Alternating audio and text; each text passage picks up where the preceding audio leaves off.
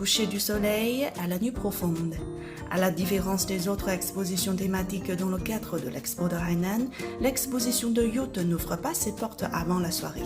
Cette deuxième édition de l'exposition de yacht dans le cadre de l'Expo de Hainan a connu un développement majeur.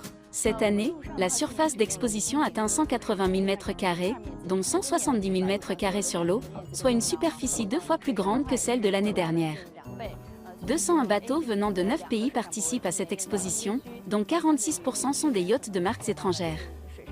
En plus de l'exposition, un forum dédié à l'industrie du yacht a également été organisé ainsi que le lancement de nouveaux modèles et un spectacle de lumière. En 2021, le volume d'affaires réalisé a dépassé 500 millions de yuan et cette année, il devrait augmenter. Construit il y a 3 ans, ce quai public de Haikou témoigne de l'essor du marché des yachts à Hainan. Il s'agit du résultat d'un régime fiscal privilégié du port franc. L'île de Hainan compte aujourd'hui 1700 yachts. Il y a de nouvelles politiques qui ont été mises en place donc depuis 2018, mais qui sont vraiment devenues efficaces il y a à peu près 1 an ou 2. D'abord sur l'établissement des sociétés, c'est-à-dire que les sociétés peuvent s'établir dans des parcs industriels de Hainan et qu'il y a beaucoup de facilités. D'abord au niveau des taxes, les taxes seront limitées à 15%. Les taxes sur le revenu individuel également limitées à 15%.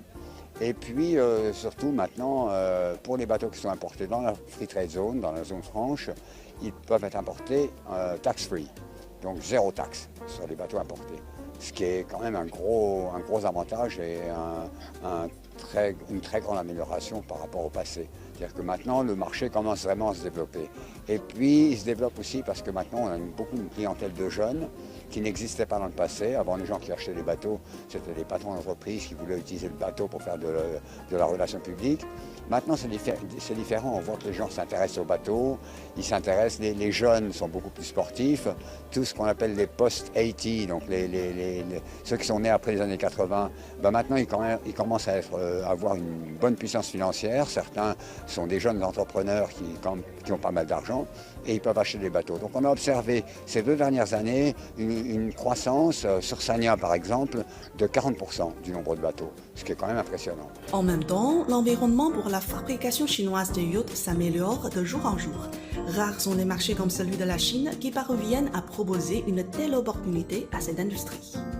La fabrication de yachts a débuté en Chine dans les années 90. Beaucoup de marques étrangères avaient installé leurs usines en Chine dans des villes en bord de mer et leur production était plutôt destinée à l'exportation. Et puis graduellement, avec la construction d'infrastructures et la mise en œuvre de politiques favorables, le marché domestique des yachts en Chine s'est développé. La qualité des yachts chinois est de plus en plus reconnue dans le monde entier.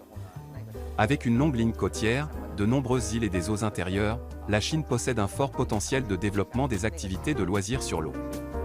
La politique favorable du port franc de Hainan a fait cette île un havre idéal pour les yachts du monde entier. D'après le programme de développement publié par le Bureau du transport de Hainan, d'ici 2025, une chaîne industrielle destinée aux yachts sera complètement établie avec un volume total dépassant 10 milliards yuan.